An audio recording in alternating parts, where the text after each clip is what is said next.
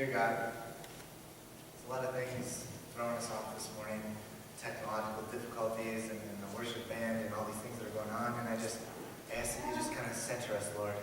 Bring us into this place, help us to hear what you want us to hear. Lord, if I wrote down anything that's worth listening to, I just ask that you open their hearts to hear me. Lord, help me to preach. May the words of my mouth, the meditations of all of our hearts be acceptable in your sight, for you are our rock and our Redeemer. Amen.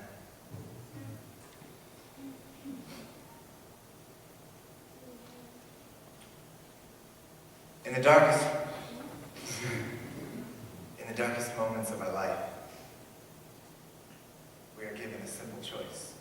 No matter what road we travel, what things we have done, what regrets we have spoken, there is always one option in front of us. You can turn to God, or you can turn away from God. It's as simple as that. Have you ever wanted to run away from a person, from a situation, from a relationship, from a problem, and you want to get away, you can't deal with it anymore, and so the more you try to run away, the more the problem seems to follow you, it seems to surround you. Have you ever had so much pressure in your life that you feel like you're going to physically collapse? You're so overwhelmed, so stressed at every level, in every way, so much so that you manifest physically in your life. It happens in little ways in all of our lives, I think. The way you drive a little bit more aggressively when you're running behind. Or the way you're just a little bit more rude than you normally are at the grocery store because you're upset about something else. Sometimes it manifests in big ways where we storm off in a huff and we use words and violence and anger that we can never take back. But did you know that it doesn't have to be that way? That our bodies are not actually designed for stress. E. Stanley Jones, a brilliant Methodist theologian, he once said, and I'm going to paraphrase him here, he said, "We are created for faith, not fear. Fear is not our native land, it's not our natural state. We are built such that worry and anxiety are sand in the machinery of our lives, while faith is like oil. I live better by faith and confidence than I ever did by fear or doubt or anxiety. When I am stressed and when I am worried, my whole being gasps for air. But when I am living in faith and confidence, I can breathe freely." Doctors might be confused by this, but I am not. We know that worriers die sooner than non-worriers, and I think the truth is that we are inwardly constructed in every nerve and tissue, every brain cell and soul. We are built for faith, and not for fear, not for anxiety, not for stress. And God made us that way, and so to live with worry controlling your life is to live against reality. Today is part 2. In the new series, Jonah Files, where we will be continuing our story of Jonah and the whale. Simply put, today we're talking about darkness and light, and how to make God a priority in our lives, and not simply a last resort. Today I want us to realize that desperate measures come from desperate times, but there is a way that you can avoid both. And so we get started in our text for this morning in chapter 2, verse 3, where it says, "You hurled me into the depths, into the very heart of the seas, and the current swirled around me. All your waves and breakers swept over me." Now, we have to remember that according to the story, right now, Jonah is in the belly of a whale. Right now, real quick, let's try this for a second. Close your eyes if that helps you. I want you to visualize Jonah in the whale. For some reason, when we depict this in movies or cartoons and such, there's always a lot of room in the belly of a whale. Do you guys remember Pinocchio? Right? For some reason, the belly of a whale is always depicted like a big giant cave, and it's got a nice little dry island in the middle with all this calm water all around it. Who thinks that's realistic, right? Why do we always depict it that way? If this really happened, we should understand that Jonah's probably all squished in there, right? He's all mashed in there in the stomach of a whale. You'll notice the scripture doesn't say he got to his knees to pray. It says he prayed. But he didn't get to his knees. It was probably more like a baby in the womb than it was a man on his knees. He's pressed on every side, crushed, surrounded in the depths. And I think that visual is key. Whether we believe this story is historical or not, there is a parallel for our lives here in the modern world. Sometimes life hurls us into the depths, with currents swirling all around us, waves and breakers sweeping over us. It's the very definition of being overwhelmed. Have you ever been overwhelmed? It's that moment when we feel as though we are losing control. Things are spinning away from us. The ground is disappearing beneath our feet. And then it piles on in verse 5. It says, "The engulfing waters threatened me. The deep surrounded me. The seaweed wrapped around my head. To the roots of the mountain I sank down. The earth beneath barred me in forever." It's very dramatic. Now, obviously, we come from different backgrounds, and we have all dealt with different issues in our life, different struggles, but I think it is a common core for all of humanity to hate losing, to shudder at the thought of losing control. Nobody likes that feeling. Nobody can wrap their heads around that and feel okay when we feel like things are slipping away from us in a bad way. Now, stay with me because I want to show you something that I found this past week.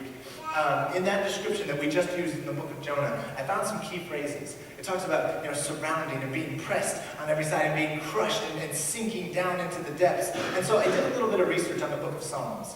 Now, for those who don't know, Psalms is just that book of poetry, right? And lyrics for the praises that they used to sing to God. And I noticed something.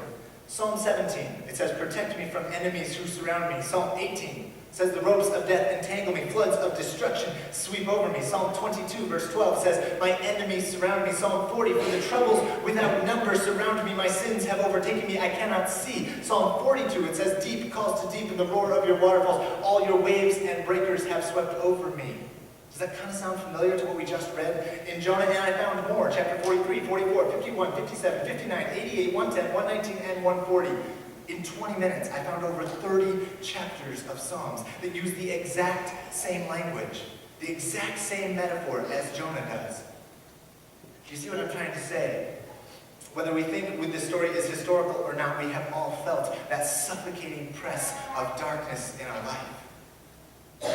In verse 7 it says, back to Jonah, it says in verse 7, "When my life was ebbing away, I remembered you, Lord." When my life was ebbing away. I love that word, ebbing. What does that make you think of? For some reason, I'm always thinking of a beach, right? With a sandcastle or something, and the tide is ebbing. That's what always comes to mind. The tide is slowly pulling away, slowly getting away from us. Ebbing away. We can bring this right into the here and now. In the literal, I have to imagine the reason they said that is because Jonah is literally suffocating to death inside that whale. His life is ebbing away from him. But in our lives in Marquette County, in the modern world, we have all felt this at some point or another when life is slipping away from us. And things are getting a little out of control. At some point in our life, we have all felt like maybe even a part of us is dying. Life is ebbing away. And so we back up just a little bit to verse 4. And it says, "I said, I have been banished from your sight." You see, I think when things start to go wrong in life, and we're starting to feel terrible and things are falling apart, we start to feel like God has left us behind, like He doesn't care about us, or worse, He's mad at us for some reason and He's punishing us. I see this a lot at funerals. In the confusion and the pain, they don't know what's going on, and they think, why is God abandoning me? Why would He hurt me like this? And I think this is a very loud cry out there in the world. Right? The modern world believes two things with absolute certainty. Number one, that God does not exist. Number two, even though He doesn't exist, everything is His fault. We look at the darkness of our world, at the evil and the problems out there, and we join our voices with Jonah, and we say to God, "Have I been banished from your sight? Are you even listening anymore?" And yet, Jonah continues, and he says, "Yet I will look again towards your holy temple." I will look again towards your holy temple. Well, what can he mean by that? Obviously, he can't literally look towards a holy temple. He's inside a whale. So what does he mean by that? The holy temple, historically, all throughout Jewish history, has always been a symbol of hope, a promise of coming glory and redemption and victory over oppression. So what he's saying is that I am looking to the promise of a better future. Yes, there are moments when we are pressed and crushed and surrounded and in the depths, but there is always the promise of future glory. We call it redemption. God has given us that promise in the gift of His Son, Jesus. In the darkest moments of our life, we have a choice. You can turn to God, or you can turn away from God. Verse 7 says, "When my life was ebbing away, I remembered you, Lord, and my prayer rose to you, to your holy temple." Those who cling to worthless idols turn away from God's love for them. Now, there's two things I want to point out there in that phrase. Worthless idols. The things that God considers worthless, they don't feel worthless to us in this world. In fact, the world tells us again and again how important and valuable these things are, desperate to push them towards us. But God shows us the true value of things in life. It's not about your job, your car, your sports, your school, your devices. In the long run, the things that truly matter are your connection to Jesus, how much love you have in your life, and how much you are spreading the love of God to the people around you. It's not about your job. It's not about how much money you make. It's not about how many deer you shoot or what type of clothing you wear or how many sports you play. Those are the worthless idols the world would have you substitute for a relationship with your Creator. But please don't misunderstand me. Those are not bad things. They are just not as valuable as your connection to God. Second, it says, turn away from God's love. A lot of people hear that phrase, turn away from God's love, and they think, well, I'm fine. I didn't turn away from God. I didn't do anything to anger God. I didn't do anything to offend God. I'm in the clear. I'm fine. But I think the most common way, the truth is the most common way of turning away from God is to simply put Him on the back burner. We turn away from God by making other things important. Here's another example. I don't know how they keep coming to me. Suppose you have a child, and you say that child is important. And you tell that child, I love you and you are important to me. But then you spend all your time at work. You spend all your time out with your friends or even just on the couch watching TV and you don't do anything or out at camp or whatever. You don't spend any time with the child. Now, you didn't do anything wrong. You didn't hurt the child. You didn't offend the child. You didn't turn away from the child, but you also didn't make them a priority. And I guarantee they're going to grow up and they're going to feel that. They're going to know that. You didn't make them a priority. In our lives, ignoring God, forgetting God, putting Him forever on the back burner of your priorities, it's just like turning away from God. In the moments of darkness in our life, you have a choice. Turn to God or turn away from God. Jonah literally turned around and ran the other way. I love to imagine his excuses. Well, God, I would have gone where you sent me. I would have gone where you were telling me to go, but I had this whole vacation thing planned out in Tarshish. Right? I would have loved people with that sacrificial love that you taught me, but I had a coupon, or work was making me, or I had some school events, and I had to go. I would have done the things that you pushed me to do. I would have loved my neighbor, cared for those on the margins of society, clothed the naked, feed the hungry, be the hands and feet of God. I really would have, except insert the busyness of your life. Insert the worthless idols you think are so valuable right now. The good news this morning, and I actually discovered it by accident, the good news this morning is that God surrounds us. You see, I spent a little time in the Psalms researching the phrase surrounding, and I was looking for phrases where it says, like, surrounded by your enemies, or surrounded, by bad things. But I kept having to edit the list because I kept finding verses like Psalm 5, where it says, surely, Lord, you bless the righteous and you surround them with your favor. Psalm 32, it says, you protect me from trouble and surround me with songs of deliverance. Psalm 89, who is like you, God? You, Lord, are mighty and your faithfulness surrounds you. And there's a whole bunch more. And so I realized that this is the good news, that God surrounds us. It feels like darkness surrounds us, but God is the one who truly surrounds us. We might ignore Him. We might put Him on the back burner. We may even reject His existence. But God is always there for us. God surrounds us. No matter what happened in your life, no matter what happened in your past, no matter what mountains you need to climb in the future, God surrounds us. His redemption, God's forgiveness is always available. God surrounds us. We are so afraid. So often we are shrouded in darkness and overwhelmed in this life. But God surrounds us. He knows the truth and He surrounds us. Do you know what the most common commandment is in the Bible? Do not be afraid. Do not be afraid. One time I read this study that said that the phrase fear not shows up 365 times in the Bible. Once for every day of the year. No matter what trouble you are facing, do not be afraid. God surrounds us. And yet, some of you still aren't convinced. Because it doesn't always feel that way, does it? Sure, maybe technically God is all around us all the time. I know that in my mind. But then, how can that be possible? Because I feel so alone in the screaming pain of my life when things are going wrong. Why don't I ever feel that way? Why does it feel like God is not around us? And so often when things go wrong, it seems like the darkness is what's all around us. And I realize the Bible actually confirms this perception. Here's what I mean. So there's two types of surrounded passages, right? They're surrounded by God and good things, and then they're surrounded by bad things, right? By darkness and floodwaters and all that kind of stuff. In the Psalms alone, there are twice as many passages that talk about being surrounded by bad things. Twice as many. And then I found out that whole fear not thing, where they say that fear not is 365 times in the Bible, that's a myth. That's not even true. I was devastated when I found that. I was like, oh, it's such a cool piece of Bible trivia, but it's not. The most you can find the phrase fear not in the Bible, even using various translations, is 119. I was so disappointed, and I was reading this, and I was discovering these things, and I was starting to feel like the darkness is everywhere. It seems like you just can't get away from it. It surrounds us. It crushes us. It's all over the place. It's overwhelming. And then I thought about it and I said, well, you know what? Maybe saying something over and over and over is not the answer. Maybe it's not about how many times you say something. Maybe you only need to hear it once, but you need to hear it at the exact right moment. Do not be afraid. God surrounds you. Now, I know I keep using the metaphor of light and dark to talk about the good and bad things in life, but there is one more level to the metaphor. Light is more powerful than darkness. Always. In fact, physics will tell you that darkness is not a real thing. You can't make darkness in a test tube. Darkness is only and has only ever been the absence of light. You can't create darkness. Imagine that you're in a room with no light, and it's darkness all around you, but you have a flashlight. How hard is it to destroy the darkness? How hard do you have to scrub to get the darkness to go away? You just flip on the flashlight and move it around, you destroy the darkness. Do you see what I'm saying? It feels like darkness is all around us because darkness fills voids. That's what it does. It surrounds us and it's always around us, but it is so weak. It seems like it's everywhere, but it's not really. An empty room might seem impenetrable, murky with death, but the truth is you can destroy every ounce of darkness with a simple flip of a switch. Darkness, light will always overcome darkness. Honestly, darkness can't even fight back because it's not a real thing.